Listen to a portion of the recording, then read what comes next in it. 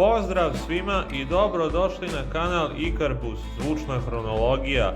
Gledate nastavak druge epizode serijala Subotica Trans i ja, u kome se zajedno prisjećamo starih, ali i još uvijek prisutnih Ikarbusovih autobusa u Subotica Transu.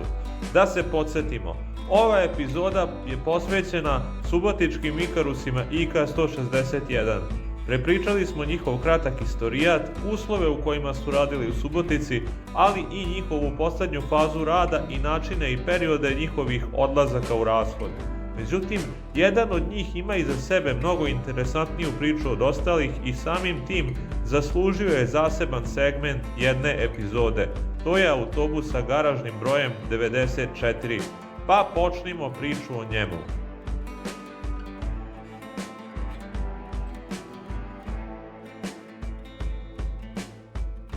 Kao i uvek, vratit ćemo se na početak radnog veka ovog autobusa.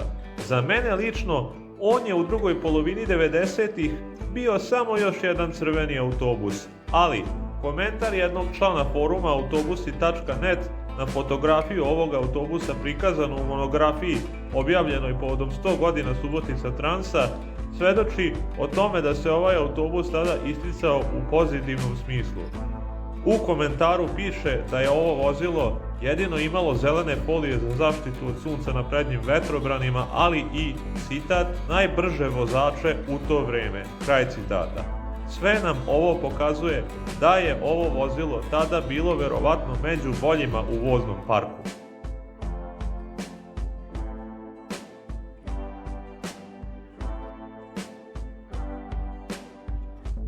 Sada dolazimo do sredine 2000-ih, kada je ovaj autobus remontovan i ofarban u svetlo-plavu boju. S obzirom na to da se i prve vožnje njime nakon remonta, koju sam vam u prethodnom segmentu ove epizode prepričao, sećam maglovito, grešio bih kada bih vam iznosio utiske o kvalitetu samog remonta. Zapravo ne sećam se drugih vožnji ovim vozilom pre 2009. godine. Da podsjetim, otprilike tada je usledio i period kada je u moju porodicu dospeo automobil, pa se više i nisam toliko služio javnim prevozom. Ali s obzirom na tadašnje standarde Subotica Transa, mogao bih sa popriličnom sigurnošću da pretpostavim da je autobus temeljno obnovljen.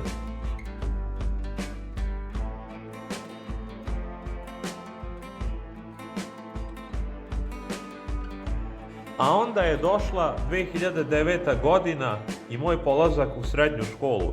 Ja sam tada nastojao da se u slobodno vreme što češće vozim Ikarusima i s Globnim i solo, ne obraćajući previše pažnju na njihovo stanje, pošto svakako nisam umeo to da procenim. Prisjećam se da je jedini Ikarus koji je bio poprilično neaktivan u to doba, mada još uvijek u funkciji, bio IK-161 garažnog broja 96. Preostale tri tada aktivne IK-160 jedinice, uključujući i glavnog aktera ove priče, garažni broj 94, radile su kao što sam u prethodnom delu ove epizode i govorio, mahom u špicerima, retko celog dana. Ja lično ne pamtim da sam među njima osjetio neku preteranu razliku u vožnji. Bilo mi je samo bitno da se vozim i dobro zabavim.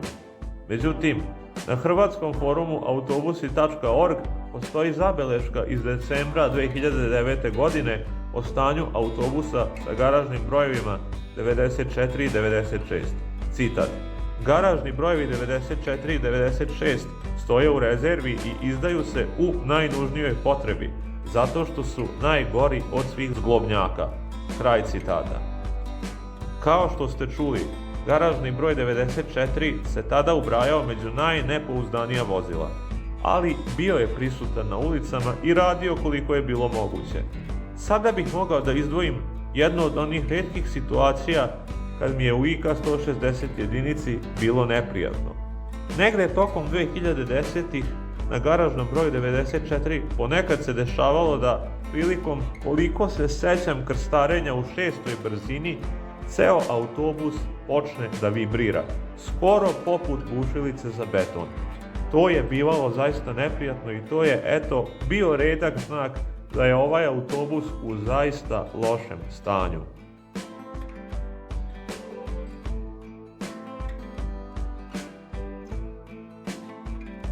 Međutim, kao što to obično biva sa vozilima u ovakvom stanju, i pohabani garažni broj 94 umeo je da iznenadi. Jedna takva iznenađujuća situacija desila se najverovatnije 2. oktobra 2012. godine. Pošao sam kući nakon škole i možda kraćeg zadržavanja u gradu radi vožnje autobusima. Garažni broj 94 sam, ako se ne varam, video na jednom stajalištu dok je išao u suprotnom smeru od mog i naravno odlučio da ga sačekam. Dok se on okrenuo i došao po mene, što je trajalo nekih 20 minuta, desila se veoma snažna oluja. Malo je vremena prošlo između prestanka kiše i dolaska autobusa po mene. A pre nego što nastavim priču, morat ću da napravim digresiju. Glavni podvožnjak u Subotici je poznat kao problematičan prilikom jakih kiša, pošto se ispod njega zadržavala velika količina vode koju ni kanalizacioni sistem nije mogao da usisa odjednom. Evo kako je nakon te oluje o kojoj pričam sve izgledalo. Moguće da je ovo snimljeno malo kasnije nego što je mene zateklo kada sam u garažnom broju 94 tada putovao, pošto se vremena polaska, iskren da budem, zaista ne sećam.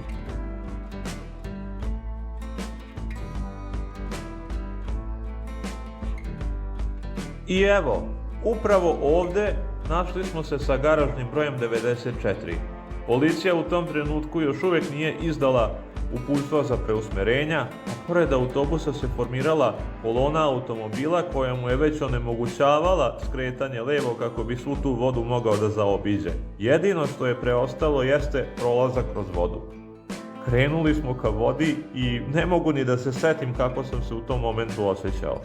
U početku mi se činilo da ćemo kroz vodu lako proći, ali ona je onda lagano počela da prodire u putnički prostor, toliko da sam morao da podignem stopala na sedište. Vrlo brzo. Voda je u autobusu bilo toliko da je podigla poklopce motora, menjača, diferencijala, sve. Čini mi se i da su se vrata otvorila sama od sebe. Možda grešim. Ali uprkos svemu, vozač je samo držao pritisnut gas do poda i dalje vozio, a motor autobusa se nije ugasio niti jednog trenutka. Kada smo se napokon izvukli iz nezgodne situacije, a voda se izlila iz putničkog prostora, stali smo na najbliže autobusko stajalište i jedan putnik pomogao je vozaču da vrati poklopce vitalnih delova na svoja mesta, a potom smo samo nastavili vožnju.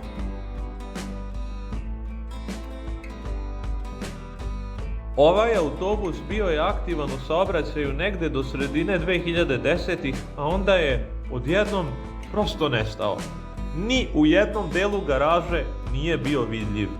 Bio sam uveren da je rashodovan zbog lošeg stanja i starosti. Međutim, dana 9. januara 2018. godine desilo se nešto neočekivano. U večernjim satima pošao sam u vožnju autobusima iz čiste razonode. I upravo zato što je bilo veče nisam ni očekivao da rade neka starija vozila. A onda sam, dok smo prilazili stajalištu kod hotela Patria, preko puta ugledao Ikarus IK-161 koji se caklio u mraku. Koliko sam tad bio upućen, jedini aktivni IK-161 u tom trenutku bio je garažni broj 98 koji je bio u veoma lošem stanju. A ako se dobro sećam, zbunila me pomisao da bi takav autobus, nakon skidanja reklame koju u tom trenutku nosio, bio poslan na neko temeljno farbanje. Nije mi bilo logično u njega ulagati. I pošto sam zaključio da je usijani IK-161 na liniji 16, odlučio sam da ga presretnem i isprobam. Pa sam se nakon silaska iz autobusa na liniji 6, koliko se sećam, odvezao linijom 1A do Subotičke bolnice, gde se upravo linija 1A seče sa linijom 16. Kada je IK-161 napokon stigao, zaustavio se na obližnjem semaforu, a ja sam spustio pogled ka garažnom broju i pročitao 94. Bio sam u neverici i pritrčao stajalištu linije 16, čuo ga kako radi, prosto nisam verovao.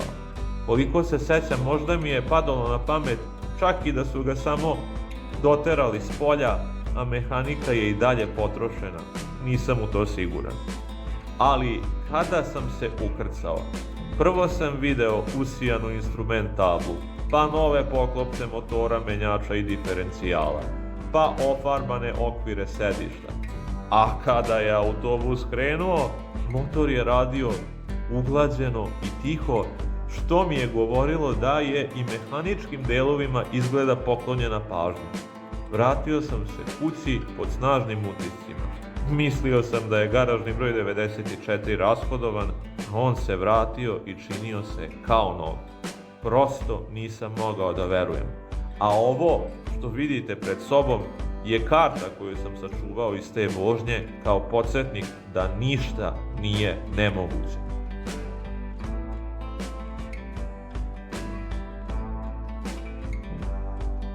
Skoro 7 godina kasnije, ovaj autobus je još uvijek aktivan u saobraćaju i čak je nadživeo veliki deo pripadnika mlađih generacija Ikarbusa u voznom parku Subotica Transa, a trenutno nosi već drugu varijantu reklame za salon namještaja Matis u Subotici, koji reklamira već neke protekle 2 do 3 godine. I mada možda više nije kao nov, i najčešće radi kao rezerva, i dalje je vrlo povozit, živahan i pun snage. A otkako je po drugi put obnovljen, privukao je pažnju brojnih ljubitelja autobusa koji su dolazili u Suboticu kako bi se njime vozili. Naravno, i sam sam iskorištavao i dalje koristim svaku priliku da se njime vozim, a pored toga pomogao mi je u izgradnji identiteta ovog YouTube kanala i na snimke njegovih vožnji posebno sam ponosan.